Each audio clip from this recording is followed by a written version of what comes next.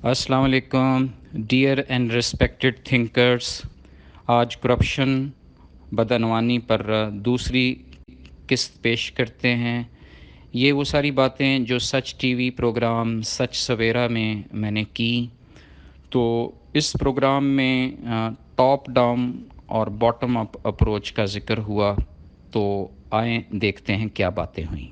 अच्छा, ये बड़ी अच्छी बात डॉक्टर साहब ने की कि अगर हम ब्रॉडर पर्सपेक्टिव में देखें, सोसाइटी के पर्सपेक्टिव में देखें, तो हमें हर दूसरी जगह पे इस वक्त अनफॉर्चुनेटली डॉक्टर साहब करप्शन नज़र आती है। शायद उसकी यही वजह है कि हमने कभी बुराई को बुराई नहीं समझा। अगर हम बहुत पहले बहुत पीछे जाएं, बुराई को बुराई कंसीडर करते हैं, हम ये कहते कि ये करप्शन कर रहा है, इसको सज़ा देनी चाहिए, इस पर चेक एंड बैलेंस होना चाहिए, या ये गलत काम है, ये बुरे की तरफ जा रहा है, इसको रोको, तो शायद आज हमारे माशरे की जो सूरत हाल है वो ना होती, डिफरेंट होती। बिल्कुल आप ठीक कह रहे हैं।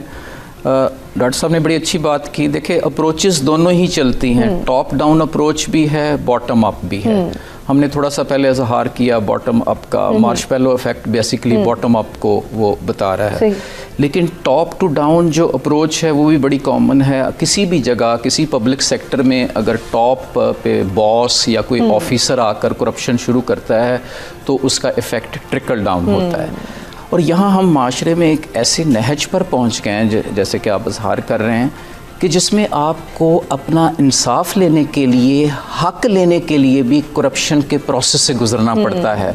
फॉर एग्ज़ाम्पल, अगर आपने अपने मकान की जो जेन्युइन केस है उसकी रजिस्ट्री करवानी है तो कोई ट्रांसपेरेंट मैकेनिज़्म नहीं है, क्योंकि अगर आप वो जो सो कॉल्ड ट्रांसपेरेंट मैकेनिज़्म है उसमें पढ़ेंगे तो आपको 6 माह लग जाएंगे। तो अगर आप करप्शन का चैनल यूज़ करेंगे तो आपका 1 वीक में काम हो जाएगा।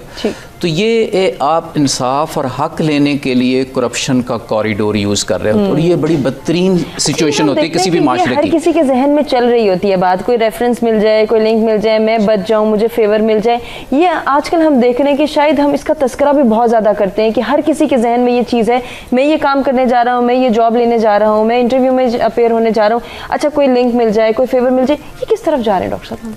ये देखें, बात यह है कि वो अपने इर्द गिर्द 99% लोगों को वो ऐसे ही देख रहा होता है, और ख़ुद उसके साथ जब हाथ होता है, हाथ कैसे, मसलन वो अपना जेन्युइन काम करवाने गया, उसको लटकाया जा रहा है, रोड़े अटकाए जा रहे हैं, इसलिए कि वो इस प्रॉपर चैनल से ना आए, उस चैनल से आएगा तो 4-5 बंदे खाने वाले वो उसको पूरा करेंगे। लेकिन डॉक्टर साहब ने जैसे कहा, अगर इंस्टीट्यूशनल डेवलपमेंट हो और हमारा अच्छा गवर्नेंस सिस्टम हो, जो स्टेट ऑर्गन्स हैं, स्टेट ऑर्गन्स में अगर वाकई रूल ऑफ लॉ एग्जिस्ट करे और उसकी प्रॉपर इम्प्लीमेंटेशन हो रही हो तो इसको हम चेक कर सकते हैं।